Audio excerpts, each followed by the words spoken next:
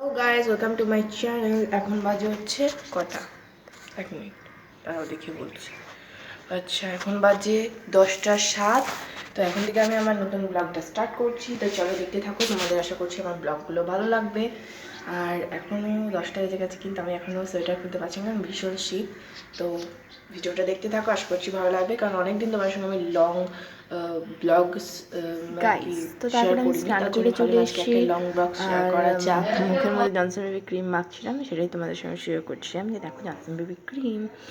আজকে একটা নতুন নাইটি পরে একদম ভিডিও নিয়ে চলে এসেছি। কেমন লাগছে তোমাদের অবশ্যই আমার কমেন্টসে বললো আমাকে দেখতে। আর আমার ভিডিওগুলো যদি ভালো লেগে থাকে অবশ্যই আমার ভিডিওতে লাইক কমেন্ট শেয়ার করো।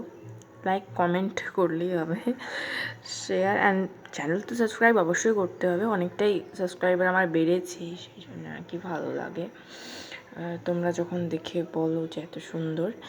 দেন তারপর আমি স্নান টান করার পর ভীষণ খিদে পেয়ে গেলো, তাই জন্য আজকে মুড়ি বাড়িতে ছিল, তাই জন্য মুড়ি খেয়ে নিলাম।